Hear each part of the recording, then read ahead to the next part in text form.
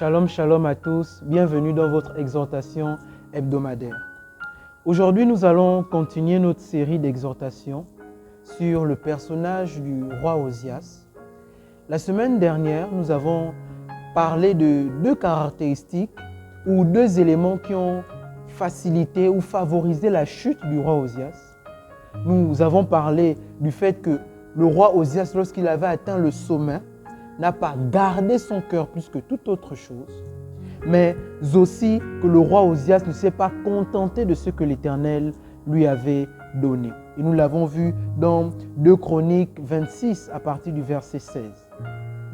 Mais aujourd'hui, nous allons parler de deux autres leçons rattachées à la vie du roi Osias.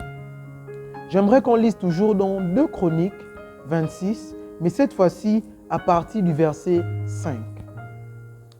Il est écrit, « Il s'appliqua à rechercher l'Éternel pendant la vie de Zacharie qui avait l'intelligence des visions. » Ce qui nous intéresse ici, c'est pendant la vie de Zacharie.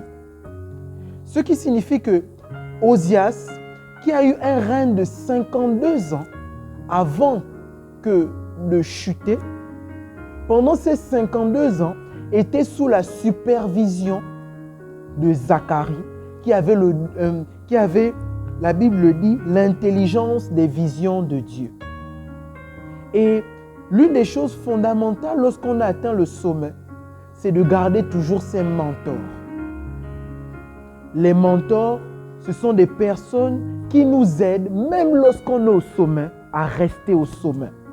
Qui nous rappellent à l'ordre lorsque nous dévions, qui ont un droit de regard sur notre vie et qui sont capables de nous dire à tel niveau, tu as déconné, à tel niveau, félicitations, et à tel autre niveau, tu dois encore faire mieux. Et on le voit ici dans ce texte qui le dit pendant la vie de Zacharie. Ce qui signifie que, assurément, la Bible est muette à ce sujet, mais assurément, au moment où nous sommes dans 2 Chroniques 26 au verset 16, donc au moment de la chute du roi Osias, assurément, Zacharie n'est plus vivant. Et c'est peut-être l'un des facteurs qui va précéder la chute parce que le roi Osias va se retrouver sans mentor, sans personne sur qui se tourner, vers qui se confier et une personne capable d'avoir une influence sur sa vie. C'est quelque chose de très important. Et j'aimerais terminer avec cette leçon qui est aussi un conseil. Mes frères, lorsque nous avons atteint le sommet, nous ne devons jamais penser, jamais imaginer que le sommet est une position éternelle. Dieu peut te faire atteindre le sommet. Dieu peut t'amener au plus haut, peut t'amener dans des dimensions très grandes. Mais n'oublie jamais que le même Dieu qui t'a établi, c'est le même Dieu qui peut te destituer. Alors nous devons garder cette fidélité en ce Dieu qui nous a établis, afin que rien ne nous enlève du sommet.